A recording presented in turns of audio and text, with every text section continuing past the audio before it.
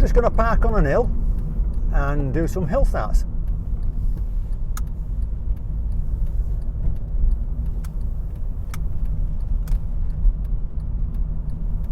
We'll pull up on this hill on the left.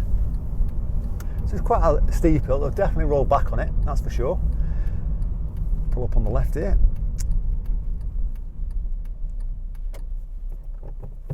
So this quick video is about hill starts and give you some tips to help you out. Now if you're new to the channel, click on the like. If you like the video, give it a like, click subscribe. All the buttons, keep pressing them. So let's get started then.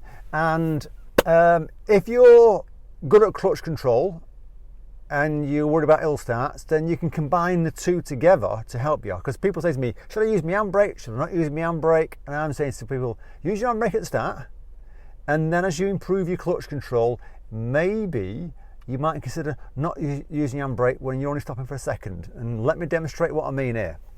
So you've come around a corner, and it's a typical sort of thing. You're on a hill in rush hour and there's a queue of traffic. Top of the hill there's a junction where we're going to turn right, but there's about 6 cars ahead of you, and you can either stop with obviously brake, clutch in first gear, handbrake on, get yourself ready, and you can see behind you there's a guy right behind you, just imagine he's there, and you pull off with the handbrake and it's fine, but all of a sudden the queue is going to slow down and stop. So rather than use your handbrake again, lower the clutch, back on the gas and hold the clutch still. So you're holding it on a hill, and the car will do that. Now I have to point out at this point, if you're constantly holding that clutch still, it will put more pressure on the clutch, and if you're revving the engine and lifting that clutch, you're going to eventually burn the clutch. But if you're there for a second or two, then a little bit more power, a little bit more clutch, and it'll pull forward. Because if you're in queues of traffic, this is what you could do. And then you go back on the gas, lift the clutch back up a little bit to get the biting point and hold it.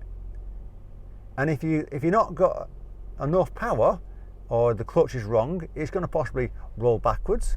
So if you're worried, back on the brake, lower the clutch, put your handbrake on. There's ways around it. And then go back on the gas, lift the biting point and handbrake off, and hold that clutch and lift the clutch a little bit. We're talking a cat's whiskers here, that's all it is. We're talking millimeters.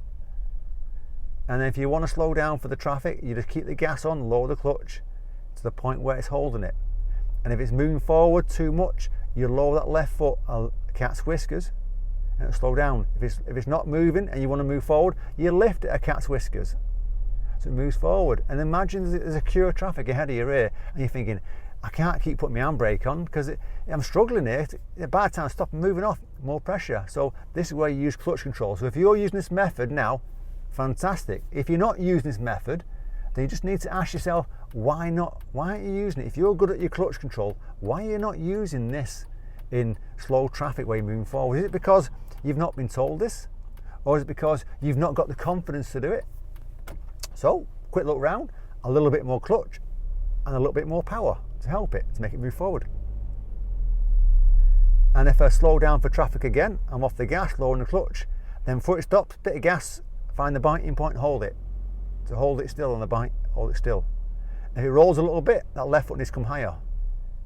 Remember, if there's someone behind you and you're worried about driving into the back of them, put your handbrake on, start again. But you can go gas, biting point to move forward. And a great example here, the junction in front of you. We're going to go right. And you might hold there for a second, so rather than use your handbrake, you could go back on the clutch, gas on, biting point. Oh, there's a car coming, so I'm going to hold it there still, waiting for this van on my left coming. There's a car behind me, so it's a great example. And a bit of biting point, a bit more clutch, and I'm moving off. And that's what you want to be trying to do if you can get away with doing that. You know, if you're good at your pedals, then try that. And if you're not good at your pedals, then that's what you want to try and achieve, so you get good at that and you move forward when you want to move forward. You're not constantly using your handbrake. Okay, good luck. I hope this video helps you. If it does, give it a thumbs up, and if you're not too sure, watch it again.